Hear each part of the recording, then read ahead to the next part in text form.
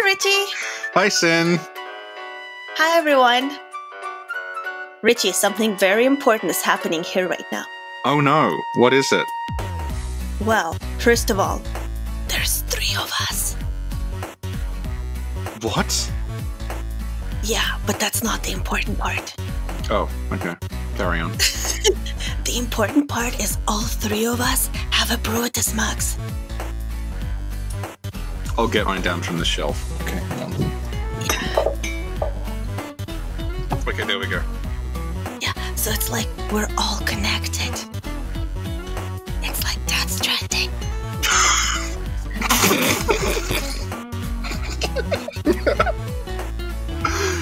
And who better to introduce our guest than the Brutus?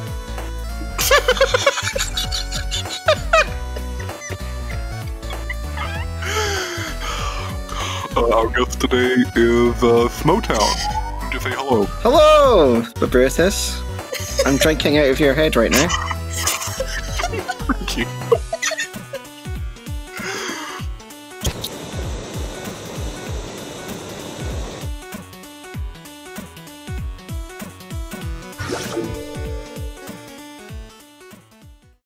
Glad to be back with you guys. Yay! Thank you for coming back. And for those who don't know, can you tell a little about yourself and what you do and where can people find you? Sure. Well, my name is Jeff, and I run the YouTube channel Smough Town. Covers not dissimilar subjects that JSF and Sin do. I mainly cover Soulsborne, kept lore, but I've also recently kind of branched into other things like Blasphemous, but generally just do medium to long form lore videos. And if you'd like to check that out, my channel is Smough Town. My Twitter is also Smough Town, and my Instagram is also Smough Town. So pretty easy to find me once you find the first one. And your Blasphemous content is approved by the developers of Blasphemous, who have been linking you on Twitter. Yes, yeah, that's been a great thing. Yeah, really pleased that they've so you've acknowledged really it. found your niche. Yeah, so I really enjoy it. It's a great game. So yeah, thanks. And just to clarify, Smough does the good kind of videos, not the podcasts that we do, but like the actual solo lore with like background videos and narration. And the whispery voice. Yeah. Yeah. He provides the kind of good content that we're an alternative to. Yeah. Yeah. Too kind. And today we're doing 2 podcasts. And the first part will be found here, and the second part will be found on Smough's channel. Correct. Yes. Excellent. And Richie, tell us, what are we talking about right now? We are talking about the 2 Bloodborne Chalice dungeons called Loran and Ace, because I think... Did you source these questions from the server? I sourced them from my muse. Okay. Who's a Brutus? No. No, the muse is responsible for Ebruitus, but the muse is the cause of Ebruitus, and still very much at large. Oh my god, Richie, you've never seen the muse, have you? We'll talk about it later. Okay. Backtrack. So we're going to start with Loran, that's going to be on this channel, and then we're going to keep recording about Ace, and Ace will be on Smough's channel. Yeah. Yep. Perfection. Excellent. Okay. So, what is Loran generally speaking? So, Loran appears to be a past kingdom or realm that has fallen, like Yharnam is currently doing to the Scourge of the Beast. Seems to be characterized by a desert-type culture. It also seems to form part of the labyrinth. Not sure what the layering of the labyrinth and Loran fits in. I know how others fit into it, but I'm not entirely sure how Loran fits into it. But yeah, aside to that, it seems to be a culture that seem to experiment with medicine. We know from certain items, like the lore Loran chalice that there seems to have been some medical experimentation, and they speculate on whether that's the cause or the cure of the scourge. But it seems to have certain similarities between Yharnam and Loran in that they both have played around with medication. In Yharnam, it was blood ministration, and in Loran, we're not entirely sure what it is, but it is a good shout that it's also blood ministration. Yeah. And the scourge that happens there seems to reflect what happens in Old Yharnam, and they both have a scourge that's spread or made worse by medical use. And they also have the same type of beast patients, so people that were suffering from the scourge and seem to have been treated at some point. And that is kind of, on a basic level, what I'd see Loran as. Yeah. Surface level. Yeah, I would, yeah. I would say, like, basically everything Smough said, but I'd also say that, like, it's extremely heavily implied that along with everything else that happened in Loran prior to Yharnam, they also had their own equivalent of the Hunter's Nightmare area, and that became the Nightmare Frontier that we know now. And it's the origin of Cos, presumably. I guess we'll get into that later on when we talk about Loran's culture. Yeah. Yeah. Okay, thank you. So, if you had to guess, when do you think Loran was founded? So, generally, when I'm thinking about the age differences between the different labyrinths, I'm thinking of how deep they are and making the assumption that the deeper we are, the older we are.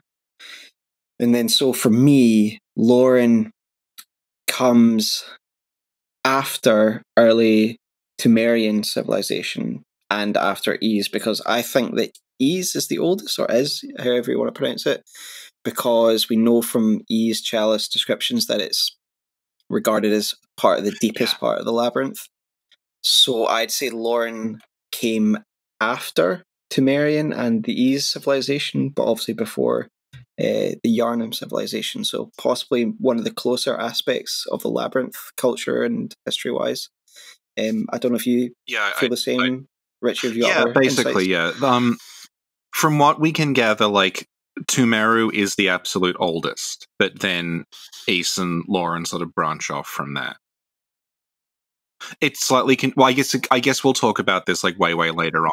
Like, the actual mechanics of the dungeons are somewhat convoluted because they changed how they worked and it doesn't all exactly line up. But like, well, the levels overlap at some points. And oh no, like I mean more like the actual explanation of like what order things happen in is, yeah. Oh, okay.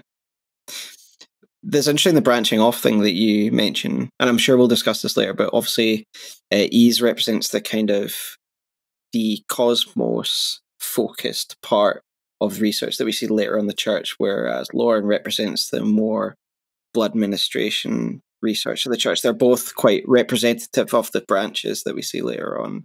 It's the other two different. It's like you start with Thumaru, and then there's sort of two ways it can go. It can either go toward the beast-infested ruin, or it can go toward the sort of cosmic extraterrestrial place. Yeah. Definitely, yeah. Mm-hmm. So, if you had to assign a year to when Loran was founded. Well, okay, what you can say is it's, you know, at the end when we get childhood's beginning and it says you've like lifted humanity into its next childhood. Mm-hmm. It's just the previous childhood. Like, it's this previous, like if we were talking in Dark Souls terms or whatever, it would be like, this is the previous, the previous cycle or the previous age. Like, it's immediately prior to, if you look at the way everything's lined up in the Nightmare, like, it looks like it's immediately prior to what happened in Yharnam. Mm-hmm. Yeah. And where Loran is located, what was it before it became Loran? Oh, God. Well, it was presumably it was always called Loran. Like, that's just its name. No, you don't. No, Richie, you're not understanding what I'm saying. Like, okay, like, you know where I live now. Before, Yeah. maybe it was a forest. Like, right. You know. So, comparative to the other labyrinth levels, if I may take a leap, this is one of the chalice dungeons that you're most likely to see the sky. In that, when you cross the big rope bridges through the caverns, it seems like a fissure in the earth that it's built into. Yeah. So it is probably, again, like we say, because it's one of the nearest to the current cycle, it's probably quite high up compared to some of the other levels of the labyrinth. Yeah. But I would guess that obviously, given what we see down there, it's in a desert region, physically when it existed previously. Mm-hmm. It says it was lost to the sand, so either it was always a desert, or after it was ruined, it became a desert. Yeah, that language is interesting. Yeah. And I did write a note in preparation for this, and again, I'm sure we'll discuss it later. But do you think that means that it was some kind of mystical lost to the sands, and that it wasn't a desert area before, but it was swept over, or do you think it was lost to the sands in like the case of some ancient Egyptian places that over time, because they were abandoned or destroyed, that they got buried by the sand through the course of time? I think the idea is it was maybe always in a desert, but it's not maintained anymore. So the passage of time. It's the ruins, so it's been swamped by sand because it's just the ruins now. Yeah. Yeah. The other feature of Loran is that you get a lot of lightning arcing around. Yeah, static electricity zapping around the place. Not from the sky, but just throughout the area. There's just like arcing lightning that it doesn't hurt you, but you see it. Yeah. And the beasts there, you find the lightning beasts there, the abhorrent beast and the dark beast. And the Loran silver beast. It's like a petri dish where this exact environment's allowed this type of beast and thing to form because of the environmental factors or the unique properties of the place. Yeah, it's cool. Thank you. So let's put ourselves in Loran in its prime. Who lived there? Well, I'm guessing Loran in its prime just looked like Yharnam. Loran has these kind of big areas, highways, streets, whatever you'd call them, propped up with these big pillars, high roofed. It looks almost like a street or an atrium or something like that. Yeah. And it is and there's wagons about the place. It is very reminiscent of basic streets in Yharnam. And given, I'm guessing, like, also the dungeon area is analogous to just the dungeons under Yharnam. So, like, there would have been a surface that looked something like the Nightmare Frontier, and we're just running around the basement. Yeah, because obviously the Nightmare Frontier will have come from somewhere, an original source that whatever it was dreamt up it originally came from. Mm-hmm. Yeah, definitely. But, like, what kind of life did the people have in Loran? Not a good one. Yeah, I'd imagine it's analogous to Old Yharnam. Yeah. Pretty crowded. Yeah, I just kind of always kind of compare it in my mind to Old Yharnam just because of the enemy types out there and what happened to it. So I think the best in-game analogy that we're going to get is probably Old Yharnam and that kind of cramped, high up living kind of style. Richie? Well, you can see that, like, I remember before we sort of cracked what was going on, we assumed that the Nightmare Frontier was, like, a bit of Yharnam or a bit of Yahar'gul or something. So, presumably, the everyday life was, like, almost exactly the same. Yeah. The whole, I mean, like, I talked about this on another thing I did, but, like, people talk about Dark Souls having cycles, which is kind of like, it's kind of wrong. Dark Souls doesn't really have cycles, it just has like one age leading into another age that's different. Whereas Bloodborne does very explicitly have cycles that you can see visually on these different layers, where like the same thing is happening over and over again. Yeah, definitely. Yeah. So while we're talking about this, and I'm pretty sure you've discussed this before, and I know the answer, but I just want to kind of get it out there. Yeah. See the mass that we see from the Nightmare Frontier, is that the fishing hamlet? Yes. That's just something we can visually see. Is that what we believe at this point? I'm pretty sure the idea is that when you're in the nightmare, you can see down but not up. So when you're in the fishing hamlet, you look down, you see the buildings, you recognize them as part of the hunter's nightmare. So when you're in the nightmare frontier and you look down, you see the ship masts. And then obviously when the game came out, we didn't have a fishing hamlet, so we didn't know what they were supposed to be, but we understand it now. And like you also see there's the things from the crawlers that look an awful lot like Cos. Yeah. The slug things, yeah. Yeah. Yeah, interesting. Yeah. Cool. Thank you. Yeah, so presumably, like, the reason Cos shows up in the hamlet is because they're quite close to each other somehow. Like, I guess through the ocean, they're, like, linked. So Cos was able to go from Loran to the hamlet and sort of, I guess, back again until she was killed. And she was able to just pass between them, essentially. Well, I guess if it's a huge ocean, and they make this whole point about, like, the water is something that lets you traverse the dimensions, then that makes the most sense, yeah. Yeah, she was able to pass. Yeah, definitely. I like that. Yeah. Who was the ruler of Loran?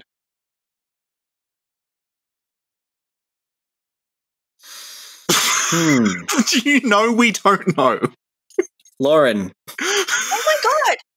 Absolute guess, of course. Given that Yarnum's named after a ruler. Yeah, that's possible. Loran. Yeah. Loran sounds like a name. Could be Loran. Okay. So Richie shamed me for this, and I shamed myself for this as well. But shamed myself. At some point, what did I say, Richie? What was it? It was so dumb. Oh yeah, I was like, is Queen Yarnum to Yarnum what Lawrence is to Loran? But Lawrence isn't the queen of Loran, though. Also, Yarnum isn't even like, she's not even the queen of Yarnum. It's just like she's a namesake. Yeah. Well, it's meant to be that you don't know what the name Yarnum is, and they keep saying the Thumerian queen has a name that's like a symbolic name in Thumerian. Then you meet her, and her name is Yarnum, and that's meant to explain. Oh, the name Yarnum is actually a Thumerian word, and it was a Thumerian city the whole time, basically. Yeah, and our minds are blown. Yeah, but what I'm saying is that maybe Loran is a name, like Smough said, and like I predicted in a podcast. Yeah. Well, if you type out like the way it's written in Japanese, it like Google will try to turn it into the name Lawrence because it doesn't understand what it means. So it'll be Lawrence or Loran. Still be right. Yeah. Yes, you can. Oh my god! Awesome. Okay. You can sleep now. Yeah. Stop shaming yourself. Yeah, there we go. This is almost as good as when we found out that somebody did kill Maria at some point in some cut content. Yeah. And I was vindicated. Yeah. Okay. Epic. Okay, thank you. Do you guys want to say anything about Lawrence past or Lawrence as it was in its prime or anything like that? There's a lot to say about it. Like what? With reference to the Nightmare Frontier. Oh, yeah? Because I brought this up when we had Bean on, and then he said, no, this is actually interesting. We have to make it a separate episode. Okay, well, what did you say? Okay, I was talking about how the Nightmare Frontier, like, even before they were explicit about, like, there was a place called Loran that went through the same thing before Yarnum. The Nightmare Frontier itself is designed to be very evocative of Central Yarnum. Like, it's meant to look like this all happened before. So, like, instead of the werewolves, you have the silver beasts with the gug mouths. Instead of the big, like, huntsman's minions, the guys who roll the balls and everything, you have the giants who throw the rocks. You've got the central, like, the building there it's designed like the church's cathedral. It's got the two large wings either side, and then the central glowing thing where the brain is roughly where the clock is. And that directly faces a bridge, like the bridge in Yarnum. And then, like, we know now, and this was something that was planned as well, it wasn't a retcon, they just didn't finish it in time, is that, like, the clock tower in Yarnum also had giant brain people in it. And, like, so it's very clearly meant to tell you that, okay, everything, this is the remnants of the last time this happened. Like, you can see, like, everything is, like, has its own equivalent here. and like, you know, in the upper part of that, of the structure in the we just call it Murgo's Loft. In that structure of Murgo's Loft, the upper part, where it's kind of roughly where Upper Cathedral Ward would be, you have the scholars that have turned into the spiders. Yeah. Yeah, And then like the Yeah. brain itself is like, it's partially similar to what happens in the tower, but then it's also kind of similar to Rom in that like they find this great one that's like a failure. That's like they tried to create a great one and it didn't quite work. And then instead of the Rom, it's this brain thing, and the brain ends up in this black abyss, like how Rom ends up in a white abyss. And like it's very like there's a deliberate doubling going on. Even like, I guess we'll talk about this way later on, but the whole concept of like Loran was added later on. But like even without that concept in there, they're very clearly like drawing parallels between everything that's going on. Right, so instead of like giving it a backstory and a name, it was just here is a past version of what had happened before to make the player realize that it's happened previously. That was the purpose of it without being named. Interesting. And now that you say it, it's reflective of, and even like the amygdala is in that is in the chamber that's like, it's like below the rest of it, and that's kind of like Yahagor, where they summon the amygdala, is below the rest of Yharnam. Like it all sort of lines up. And so you think that this was like the surface aspect of Loran, and or do you think it's just been buried by the sand and it was never underground? I think it's like the Hunter's Nightmare. Okay, like it's just like a night. Oh, it's like a nightmare based on Loran. Yeah, it's just pulled out in the same way that. Yeah, so like presumably the next time this happens, they will find the Hunter's Nightmare. They won't know what it is, but they'll see like the cathedrals and the blood rivers and everything. Yeah, and presumably, like the blood in that nightmare will turn to poison at some point, and they'll be like, and like our hunter at the end when we ascend into the squid thing is like, that's like Cos being created. So like our hunter will maybe show up in the next world and get harpooned or something. That's a great one of some kind. Aww. Yeah. And they all kind of rule over their own little realms, I guess. Yeah. Oh my god, guys! What if our hunter actually becomes Cthulhu, and the next thing is actually our world? Well, it's possible. Yeah. That's one interpretation. Yeah. Well, Cthulhu's sort of rubbish though.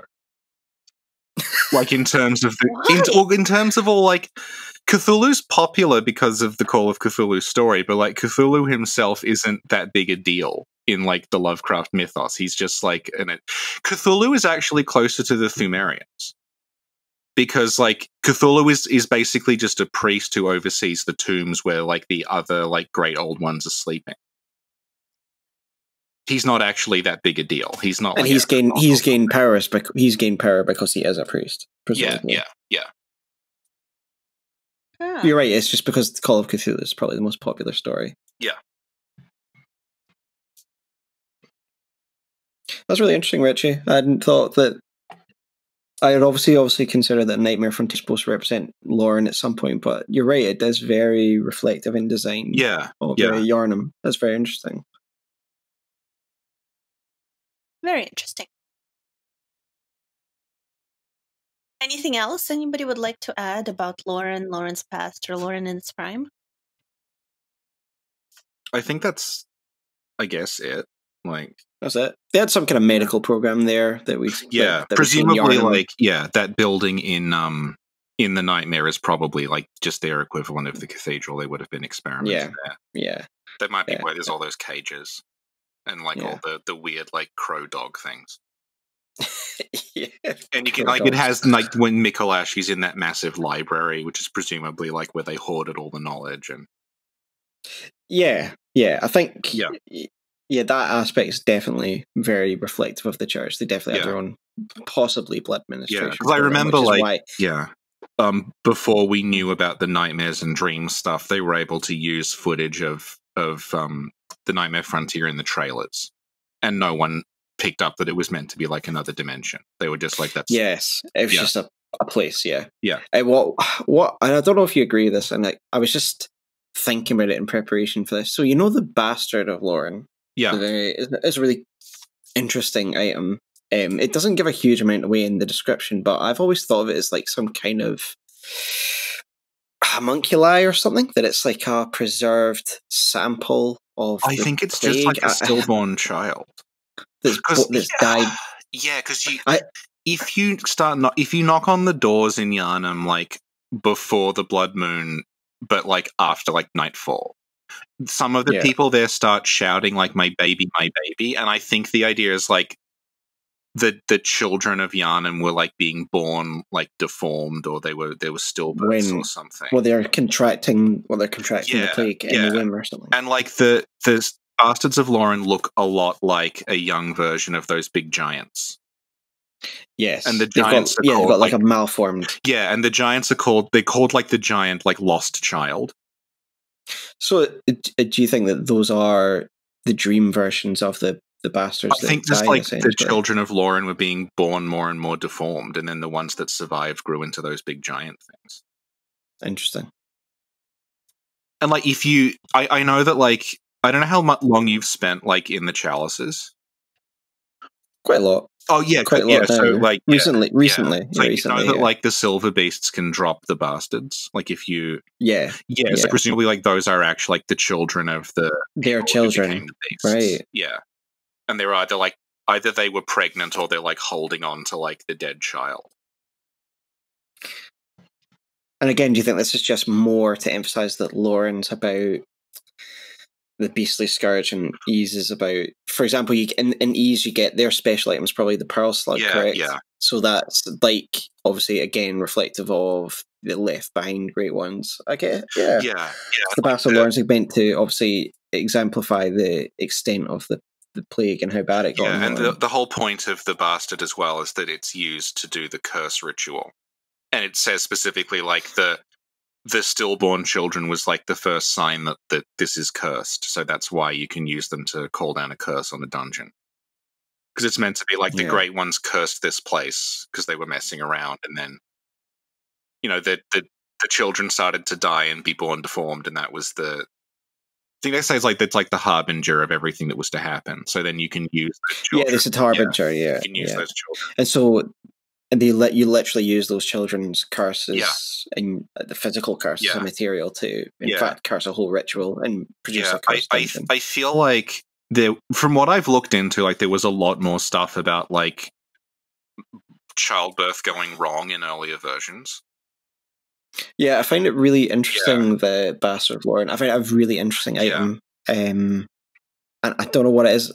The name as well, Bastard. Is it called a bastard because technically the plague is part of its fatherhood? I think it's like a like there's a lot, it's like orphan of cause, like there's just words in Japanese that they don't have a direct equivalent, and I think like bastard is just like it's like it's powerful, the unwanted.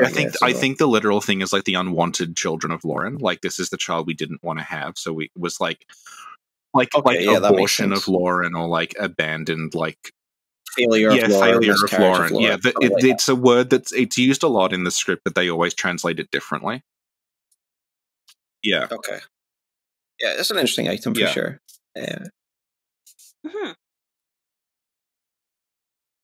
Okay, thank you. So now let's talk about the present and what's going on in Loran as we're doing our hunting in Yharnam. Okay. So, as we play the game, does Loran still exist? Very good question, because, like, the chalices seem to be out of sync with time. Like, it's very odd, yeah. They're dreams themselves, right? So they're recreations or re-pocket. We do know that people from Yharnam are able to come and go from Loran, but we don't know if there's some time dilation thing going on, because basically, like, things in the chalices can happen out of sync with what's happening outside of them. I mean, the kind of focal point for that discussions is often been Ebertas or Ebretius, however you want to say it, for that, because obviously she now, as we know, is physically in Yharnam. in the cathedral, yet we could still experience meeting her in her place in Eve. Yeah. So I guess, like you say, it's either out of sync, or Yeah. I've quite often imagined it's like it's a pocket dimension that's created through the ritual that preserves it at a certain point in time. You also have like Queen Yharnam, who is like pregnant with Murgo in the dungeons, but then above ground she's lost him. Correct, yeah, and also good like point. the bloodletting beast is another one where like you encounter, you're in sync with it. So the first time you encounter it, it's got the head, and then the second time the head's missing. Yeah, and it's got the parasite. Because it's like presumably it's trying to make its way down the dungeons as well. So to answer your question, Sin, what I would think, and I agree with JSF in that it's hard to really put a finger on it because we could just be recreating it from what it was so many years ago. But I'd say it does exist in that it could just be buried under the sands, taken by the sands or something like that. But it is really hard to tell if it's still in the state that we experience it in when we go through the Chalice dungeons. But I would say it exists somewhere under the sands. We know it's devoured by the sands, so we know it physically is probably there somewhere in the world, buried. All right, thank you. And this is a very general question, but when we go down and when we visit Loran, what do you think its architecture tells us? Well, there's one interesting thing I noticed. I just went through them today just to get refreshed. One of the things I noticed was that there's like these incense holders or censers. I know they're in both dungeons on the ground, but in Loran in particular, there's a lot of them hanging from the ceiling that are spreading this kind of, I don't know, mist material through the air. And I thought that this could have been a way of illustrating the plague, and that these censers are in times of plague in like England during the Black Plague, people would go around with censers that were filled with nice smells to keep the stench of death from the streets. And I thought that this was either like a medicinal release or it was a way to mask the smell, because we can imagine that during the height of the plague or the scourge that happened here, that there would have been a lot of death. So I thought those were interesting. Maybe I'm just reading far too much into them, but I noticed there are more. No, I think that's right, because like in Yharnam, they very explicitly have the incense to keep the beasts away. So I presume it's this, and like this is a detail in the Chalice dungeons that people don't pick up on because you sort of have to stop to look at it. But like a lot of the fires you see in the dungeons are a burning animal corpse that they've just set light to. The idea is the beasts are frightened of the smell of burning flesh. So it's a means to keep beasts away.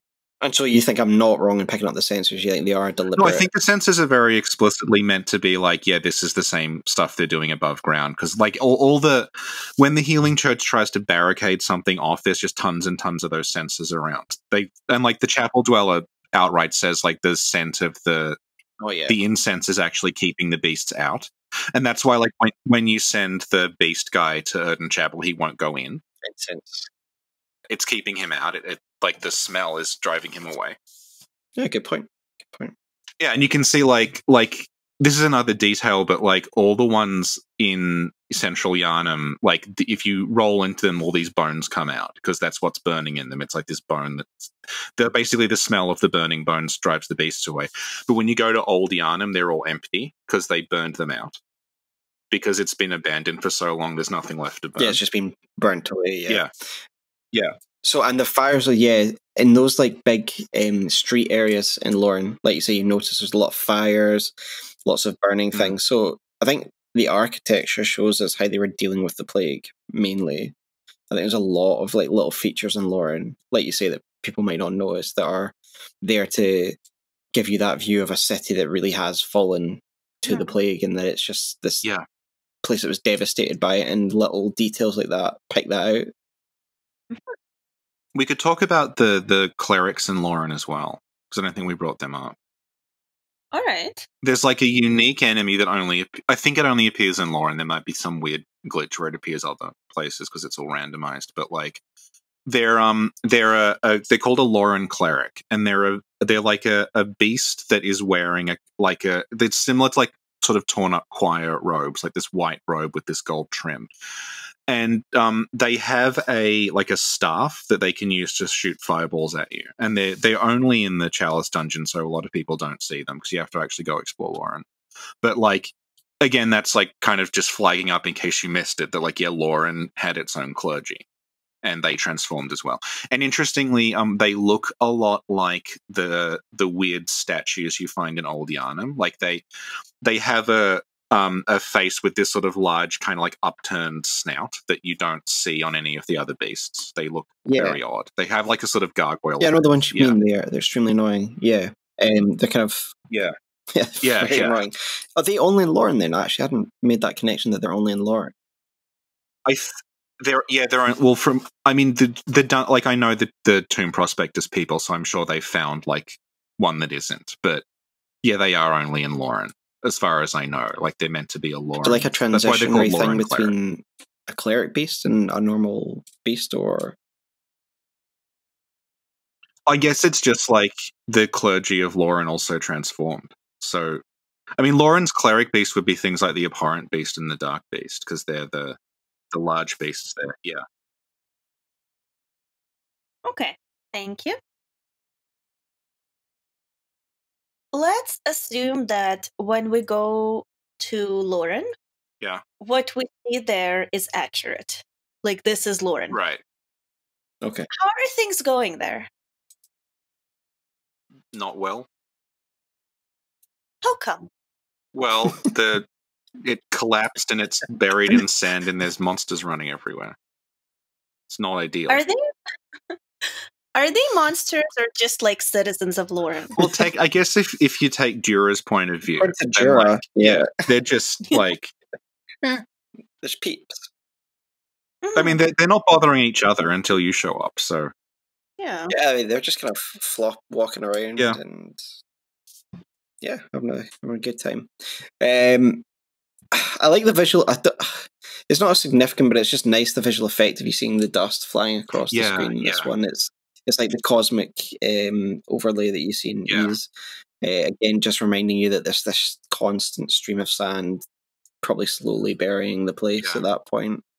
So I think it's in the process of being completely buried, I'd say. Who lives there now, then?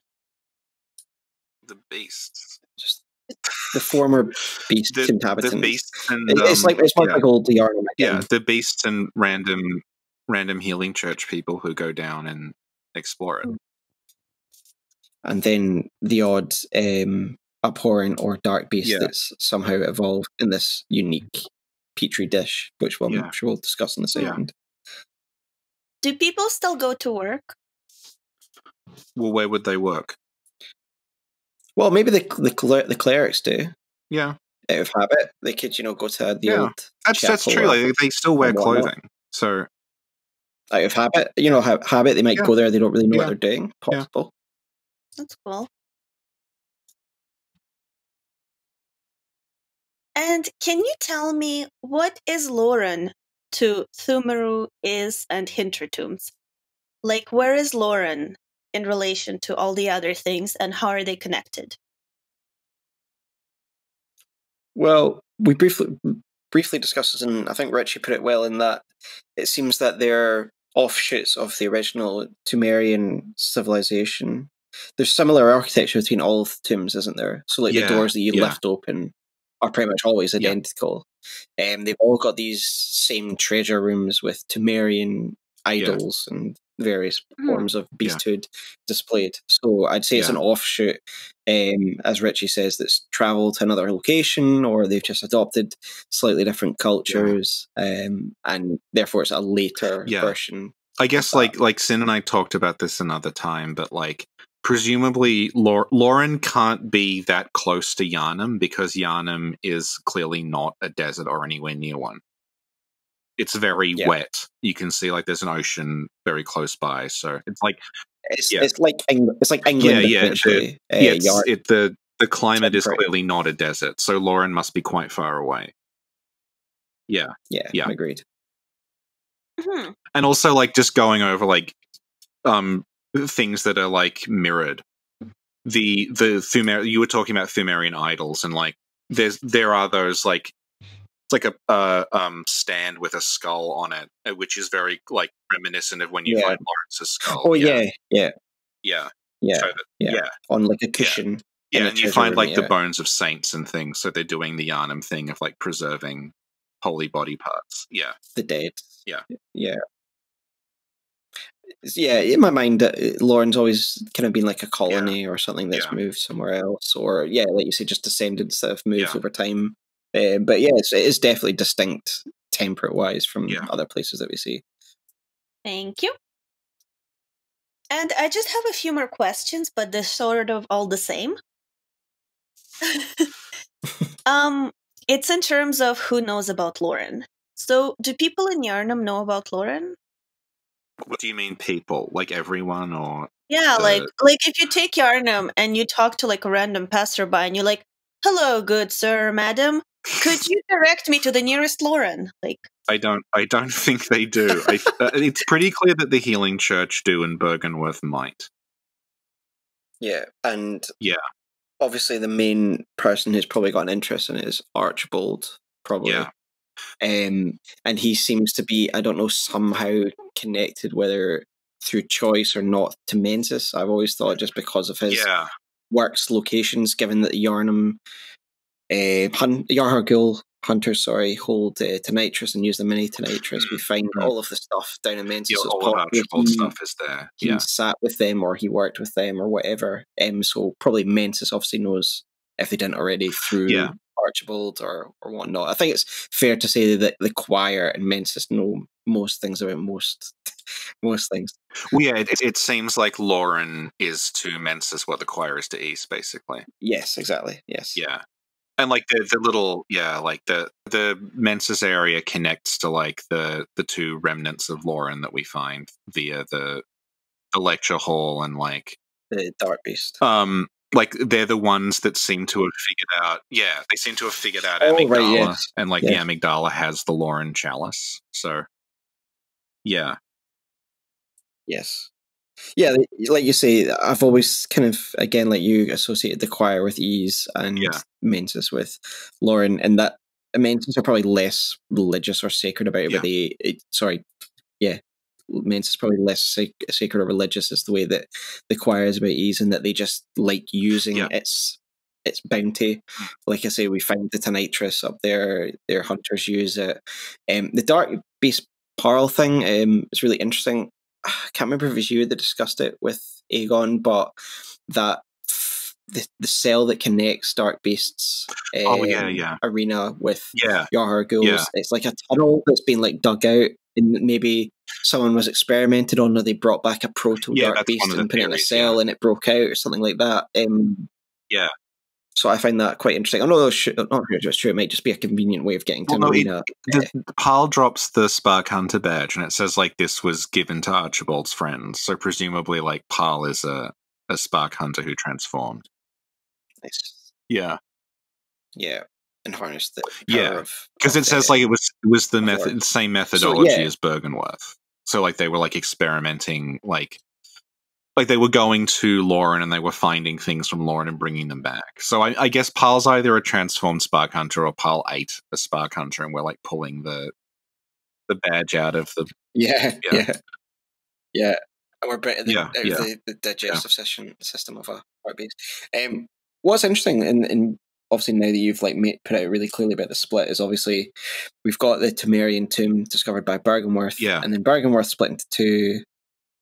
The church split into two separate factions, the choir and the Mensis, and then we've got the two offshoots, Ease and Loran. Obviously, they're both plundered by both even parts, respectively. Their methods, obviously, Mensis is more about the kind of physical manifestations of blood and abusing things like that effect, whereas the choir is obviously more about like Ease was communicating with the cosmos. And it's even broken up physically, where like you have the choir up the top of the cathedral and Mensis are like down in the bottom, and it works really well. Thank you. Do you think Kinehurst knows about Loran?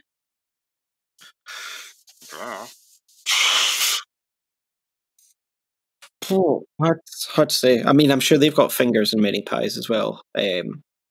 It's hard to say with Kanehurst because, unfortunately, when we see Kanehurst, it's not in its prime. I'm sure it had more power and influence at some point in time, but it's essentially no one's alive anymore, and it's just a prison for the queen, essentially, at this point. So it's hard to tell. I guess, the transformed beggar might have been to Loran on the basis that he turns into a Loran enemy. Yeah. And there's you sometimes run into hunters in Loran who have the beast claw weapon, and they're like, the official name for them is Izzy's admirer. So the idea is like Irreverent Izzy had something to do with Loran as well. Like he was hanging around there, and then you find like Izzy's stuff in Forbidden Woods where the beggar is. Yeah. Okay. What about Hamwick? Do they know about Loran? Well, Hamwick's kind of working for Mensis, so in a way. So I'd guess probably, yeah. Well, like Hamwick and Kanehurst are both descended from the Thumerian, like very directly from the Thumerians. So presumably, like, they probably knew about like how far things got, but yeah. Okay, thank you. What about the fishing hamlet? Did they know about Loran? Well, because it's where Cos comes from, presumably. The fishing hamlet know a lot, but we don't spend a lot of time there. But like, presumably they know that, like, they worship Cos. You can see it's the hamlet from the remnants of Loran, so like they must know. Yeah. There was a point where the fishing hamlet probably knew more than Bergenworth did in the early days of Bergenworth research, I'd guess. Well, that's the whole point of Bergenworth raiding the place, was that we have to know. And pillaging their insight, essentially. Yeah. Okay. We talked about the healing church already. And I forget, did we mention Mensis? Yeah. Yeah, through our healing church. Okay, excellent. Yeah. One other thing as well is, if we weren't sure that the choir knew about it, there's also the fact that Edgar, the so-called choir intelligencer, is in the Mensis nightmare. Yeah. But so the nightmare Mensis. I'm guessing he was like undercover, like, because he's wearing Mensis gear. So, but presumably he like was snooping around pretending to be part of Mensis and got there that way. And got stuck in probably the worst place. Yeah. Do not envy him. Surrounded by spiders. Yeah. Until he gets smashed by us, It's sad. One other thing that's probably worth discussing about Loran is we briefly mentioned it before, the whole static electricity thing, and what is it about there that makes the only enemies that are electric, so to speak, come from there. I don't know what your thoughts on that are. I have no idea. It just seems like it's a unique environment that just generated this electricity. I don't know whether it's through like the sandstorm conditions or the exact nature of the plague. But I've always thought that the Dark Beasts are undead, right? Yeah, it's kind of confusing, but yeah, they're meant to be. The Dark Beasts, like, it would make sense if it was just Parl, because Mensis are like resurrecting dead things in Yarhagul, but then apparently, like, just the natural form of the Dark Beast is that it's undead. Well, I hadn't thought about this, and what if it's the electricity that keeps them going after their bodies decompose?